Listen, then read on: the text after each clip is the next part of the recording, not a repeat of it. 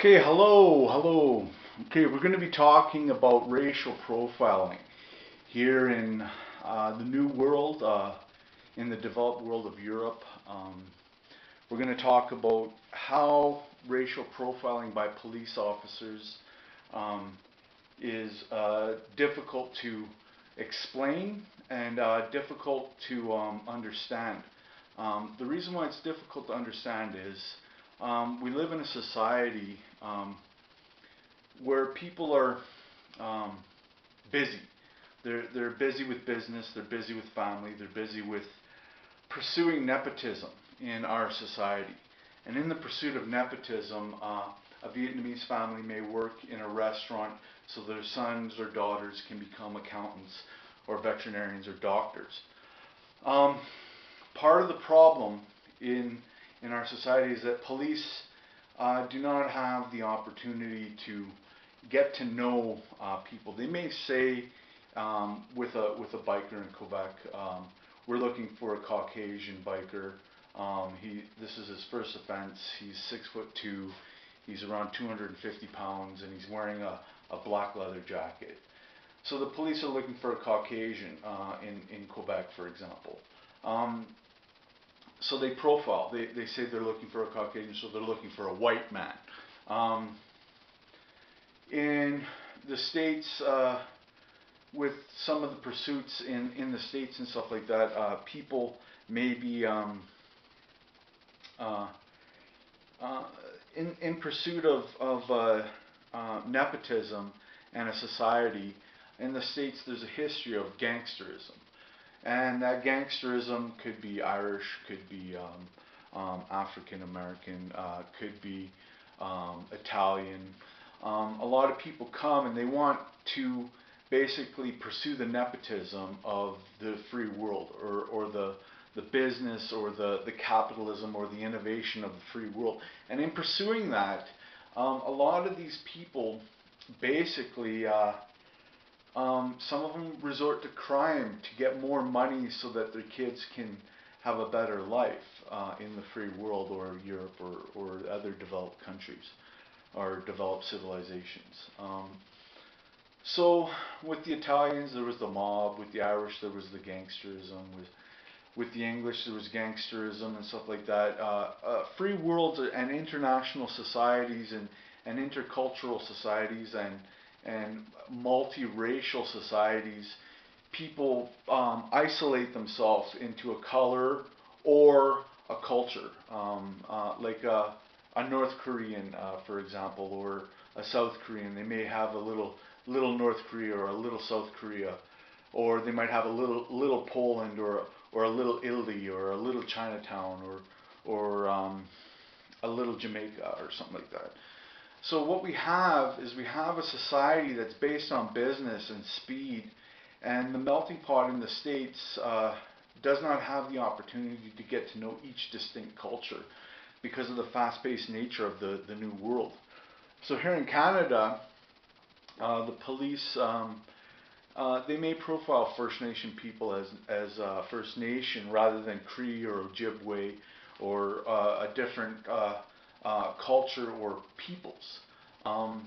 They may profile Russian people as associated to the Russian mob or something like that. The police are basically unable to, in our fast-paced society, to get to know who people are and where they come from, so they racially profile, or they profile the color of a people. Now, some of these police officers may be racist, but that does not mean that it is because they are racist. They may be professional and may be making a decision based on a previous perpetrator's appearance in a mugshot. So they'll say, I have a mugshot, I'm looking for a First Nation man, or a white man, or a black man, or they may say that in their head, or in their protocol of how they execute. If you go to Ghana, or you go to North Korea and stuff like that, the police in those places, unless there's a white person or a native person, or somebody that's not Ghanese in Ghana that's committing a crime, generally the police don't say we're looking for a Ghanese if they're looking for somebody, unless it's a white person or something like that. They may say we're looking for a white person. Probably in Ghana, they would say that they're looking for somebody that's a certain height, with a certain clothing, and they're limited to that identity, for pursuing a perpetrator of crime in Ghana. The same thing with North Korea. If they're looking for a North Korean man, they don't say on the APB or the radio, we're looking for a North Korean, because North Korea is full of North Koreans. But in our Western world, or America or Canada, we're dealing with international societies. And in those international societies, police, and interracial societies, police have no choice but to associate color primarily to how they identify people. And that could lead to a false accusation. That could lead to profiling a perpetrator as associated to some type of neuroses in the police officer. We're looking for a First Nation man, so we know that he resents society and he resents the Western world for what it's done to his people. So when we come in contact with him, he may not care at all, and he'll fight us. He doesn't care if he goes to jail. He doesn't want to be part of this civilization. He doesn't want to be part of this place that has crushed his people. So when they come in contact with First Nation people, they may be, okay, we got to worry about their nihilism or their lack of social power and influence in Canadian society, because they have been occupied and assimilated by the European world, or the European people, and the rest of people that are coming from Africa and Asia and stuff like that to the free world, or to America. So when it comes to the police, they have no choice but to use in their tickle trunk or their toolbox racial profiling or color profiling. Now, I'm not trying to justify it, but what I'm saying is that I was talking with a man the other day, and I asked him, I said, you're from Ethiopia, and when you were Ethiopian, when you were a kid, were you told that you're black? Or were you told that you're Ethiopian? And he said, I'm a black person before I'm an Ethiopian. And I thought there was something wrong with that, because I consider him an Ethiopian Canadian. I consider him an Ethiopian before a black person. Sure, he's black, and he's a law-abiding citizen. He's not involved with gangs and all that stuff. He's a really good person. But it struck me as curious that he sees himself as black, and I can't help but wonder, when he was in Ethiopia and he grew up in Ethiopia in his adolescence, did he take on this black-white thing because he was surrounded by Ethiopians and he was just a person? So the police are dealing with red, First Nation, Native American, Indian American; yellow, Asian, that would be Taiwanese or Vietnamese or Japanese or Chinese. Black would be, this would be a Native American, this would be an Asian American, and this would be an African American. That could be an Ethiopian, a Somalian. So the police don't have the time to get to know the diversity. So in our fast-paced society, they basically don't have the opportunity in the melting pot of the States and the mosaic of Canada to identify with the intimacies of intercultural society or international society or interracial society. They deal with race more than they deal with culture. Now, if they're going to a North Korean neighborhood or a biker's clubhouse in Quebec or something like that, they may say, we're dealing with Joe Blow, and Joe Blow is a dangerous offender, and he's a dedicated gangster or criminal. Now, when it comes to that, if there's no history of a person, a perpetrator, or a lawbreaker, if there's no, one of the main things that they use is what race was he? What color was he? Was he from this neighborhood? Was he from that neighborhood? And they go on based on collecting information. And one of the main informations that they use is what is the racial identity. And they say racial identity. They may say he's a North Korean man, or he's a Vietnamese man, or he's an Irishman, or he's a Polish man, or a Ukrainian, or something like that. So the police don't have the opportunity to get to know the intimacies, and I've said that already. Now, if the police are dealing in Ghana with people, they generally deal with clothing or fashion or height or physical description. In North Korea, they're dealing with clothing, fashion, height, or physical description. They're not dealing with race. But in the West world or the New World, they're dealing with race, generally, or color.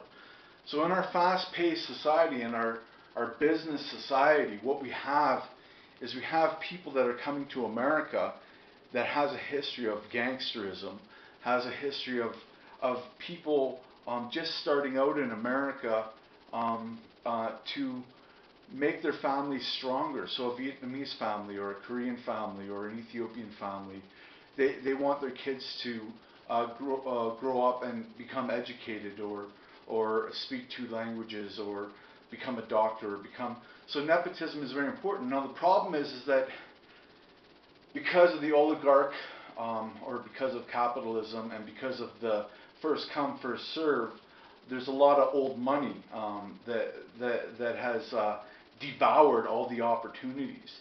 And when this devouring of all the opportunities happens, what you have is you have Italians, you have Polish, you have Russians, you have people breaking the law or pursuing gangsterism in order to become legitimate. And that's a typical thing that's happened in North America. People use crime to legitimize their family's pursuit of nepotistic social growing and becoming more as a family. So it's normal. It's part of freedom. Part of freedom is bending the rules a bit. Now there's one thing that's not talked about a lot in the New World, or the police are dealing with a large percentage of what they deal with is addiction issues or alcoholism or drug addiction. And if you take a look at the prison system, the prison is full, probably at least 80% of people that are associated with alcoholism or drug addiction. Now what is the cause of this, and why can't the police have a psychological way of dealing with people? Now probably the reason for that is privatization of the human being and freedom. The police don't have the opportunity to have a psychological understanding of people. So we have people that come to America that come from conflicted countries, and they may have PTSD. So it's not just the American soldier that has PTSD. It's Syrian soldiers, it's Sudanese soldiers, it's Chinese people and Falun Gong practitioners being assaulted. So you have people screaming for justice here in America, and we have police officers that are more interested in business and innovation and keeping society making money and pursuing money and stuff like that. So one of the things that they're dealing with is a psychological issue that's associated to the diversity of peoples in the States and in Canada. So because they don't have the time to get to know the psychological issues of people in Canada and the States and Europe and other developed countries, what we have is we have people that are alienated by the freedom of America or Canada. As long as we consider that policemen are racist, and some of them are, probably a lot of them are, but when they were kids they weren't racist. They may have been a little bit uncomfortable with mixing with other people. But the thing is that there's Sikh police officers here in Canada. There's African police officers. There's white police officers, or European or Canadian white police officers. There's First Nation police officers, and in the States there's multi-racial police officers. So what they're dealing with is a psychological void, and they don't have the time. Here's an example of the stress in our society. In Calgary here, Alberta, there's a large group of Sikh people from India that are retirement age, but they're working as cleaners and stuff like that, and in the downtown core. No, they came here and they work hard for their family. They want their family to become people in Canadian society of worth, of value, of prestige. They don't want them to be farming or janitorial, so they're doing all these small jobs. My grandpa did that. He was a very smart man, but he decided that it was more important to make money so that his kids could become professors, theologians, stuff like that, and doctors. And so this is the society we live in. So police have no choice but to associate color to people instead of individuality or cultural individuality. Yeah, that's what I'm trying to say. I think the police have a bad rap of being racist. Sure, there's racist police. There's racist police. But they're not looking for an Englishman that's an Asian. They're not looking for a Polish man that's an African. They're not looking for they're looking for color. I bet you if you go to Poland right now, you'll find an African man that's Polish. I bet you if you go to England right now, you'll find an Arab man that's English, that was born and raised in England. So he's an Englishman. The police don't have the time to deal with those details. So in their toolbox, they resort to color. And in that resorting to color, a lot of the diversity is